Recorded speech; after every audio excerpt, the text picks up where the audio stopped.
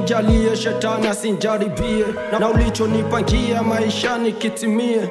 Shika moyo wangu Baba, usinyachilie, maana walimwengu siku hizi wanatisha. Niliyapitia mengi tena mazito, na kushukuru Baba ukuniachilia mkono, na ukanipa nguvu ili isipotei tena.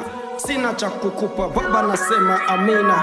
Ona kanisa nyingi ila dhambi hazikwishi, Biblia nyingi zinapoteza watu, eti Mungu msharati aliumpa Maria mimba. Mungu tusamehe, hatujui tuko wapi. Dunia inachafuka Baba, hivi ni kwa nini kila siku watu kufa? Yani vita havikwishi.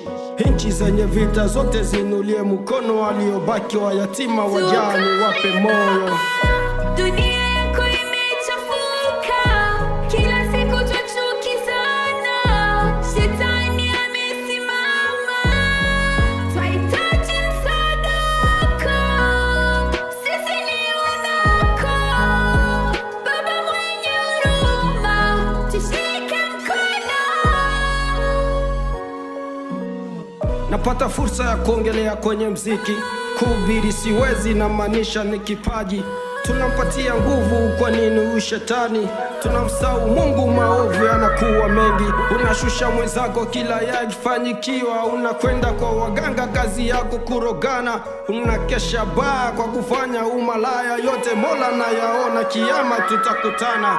Baba tuokoe, shetani anajiinua, wanaokutumikia wape nguvu wasipotei. Vinavyobanwa na wachawi vyote uvifungue, wanaosumbuliwa na magonjwa uwapone, wanaobeba mimba inashikwa na wachawi wainulie mkono kwa salama wajifungue, waliotangulia wote walaze salama. Ndugu zangu wote wape nguvu wasipotei. Dunia yako imechafuka, kila siku twachukizana, shetani amesimama, twahitaji msaada wako, sisi ni wanako. Baba mwenye huruma, tushike mkono. Baba yetu uliye mbinguni, jina lako litukuzwe Baba, ufalme wako uje, mapenzi yako yafanyike duniani kama mbinguni, na utuokoe na ule mwovu. Amen. Amina. Okay, tuko pamoja. Mr. Su. Yeah. Jaja Blivael. Moja pamoja.